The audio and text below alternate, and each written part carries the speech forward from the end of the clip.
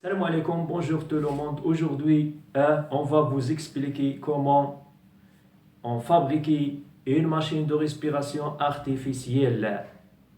Premièrement, pour fabriquer cette machine, on a besoin d'une source d'énergie. Bien sûr que l'énergie électrique.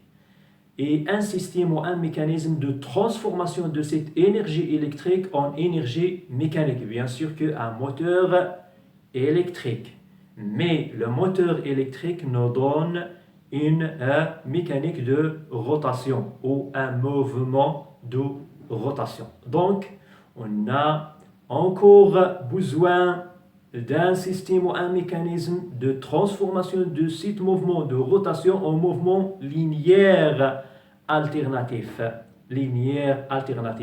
Puis, on a besoin d'un mécanisme ou un système de transformation de ce mouvement linéaire alternatif en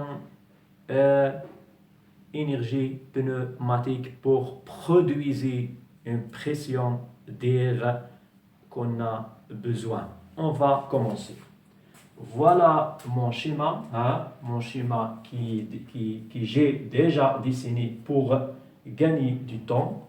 Ça, c'est un tableau électrique. Le tableau électrique, ça lié avec un régulateur de vitesse. On va voir pourquoi un régulateur de vitesse de ce moteur électrique. Ça, c'est un moteur électrique. Le moteur électrique, bien sûr, est fixé avec un bâti.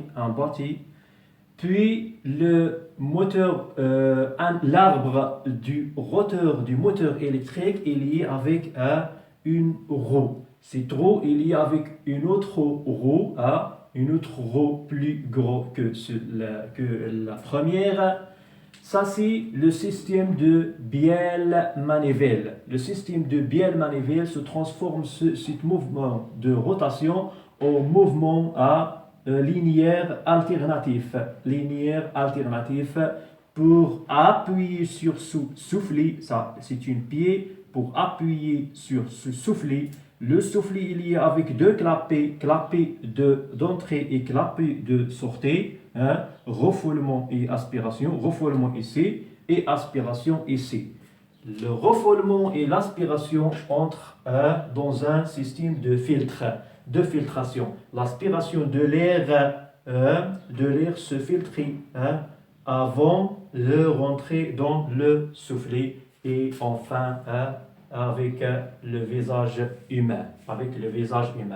Ce tuyau c'est un tuyau de calcul, bien sûr que calculé, et automatiquement commande ce régulateur de pression qui a commandé déjà avec le moteur électrique. Comment?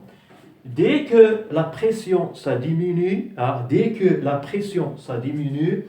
ce régulateur de vitesse donne l'ordre au moteur pour augmenter la vitesse et en même temps augmenter la vitesse en même temps l'augmentation de la pression. Et le contraire, dès que la pression augmente, le régulateur de vitesse donne l'ordre au moteur électrique pour diminuer la vitesse et puis la pression ça diminue ici et enfin on va avoir une pression équilibrée. Voilà le mécanisme ou le système ou le schéma personnel. Si vous avez des moyens à fabriquer et construire cette machine, pas de problème. Et à bientôt. Au revoir.